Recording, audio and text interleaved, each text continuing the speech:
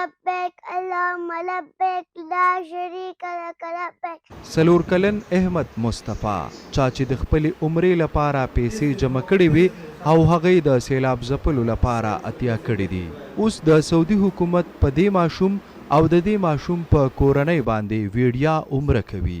څلور کلن احمد مصطفی وایي چې د سیلاب ځپلو حل مې ولیدو نو زړه مې ډېر خفه شو او خپلې ټولې پیسې مې د الله په نوم سیلاب ځپلو ته ورکړې. زما نوم احمد مصطفی دی او زه په ناستې کلاس کې یم. ما خپلې ټولې پیسې په خزانه کې جمع کړې وې.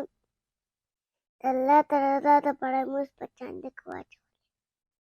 ما عمرې جمع کړې وې، د استادګانو دپاره مې ورکړې. انشاءالله تعالی اوس په عمرې ځم. ما ته چې کومې خپل پیسې چا راکولې، چا انعام دپاره، چا سود دپاره، چا د سود دپاره، هغه ما په خزانه کې اچولې، جمع کړې مې وې. پاپا ما ته په موبایل کې ښودلې، سیلاب راغی زه خفه شومه.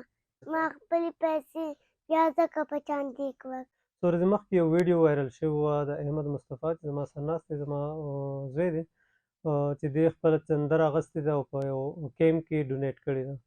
نو دا چې کله زمونږ په سیمه کې سیلاب راغی نو د سیلاب د وجې نه مونږ خو په کور کې هغه خبرې کولې. په کور کې زه لګیا وم، ما اکمولیشن کوو چې کوم زمونږ کره ایکسټرا هر څه دي هغه ما راغوستل، هغه مې ډونیټ کول د سیلاب زدګانو لپاره.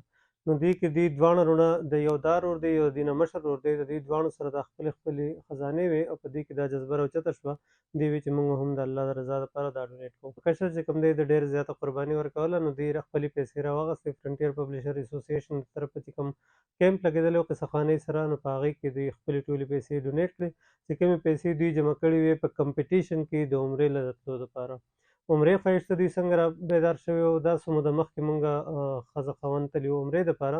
نو دوی ته به چې کله مونږ ویډیو کال کوو یا دوی سره به مونږ په کال خبرې کولو نو دوی به مونږ ډېر زیات مس کولو. د هغې مس کولو په نتیجه کې دوی چې مونږ لا په هلته کې وو چې دوی ځان ته خزانې اغوستې وې او په هغې کې به دوی چې څومره اکمولیشن د اختر پیسې به ورته راتلې یا به ورته چا داسې انعام ورکو، سکول ښه کارکردګي یا سپاره ختمولو انعام به ورله چا ورکو، هغه پیسې به یې راغستې او هغه به یې په دې خزانه کې جمع کولې.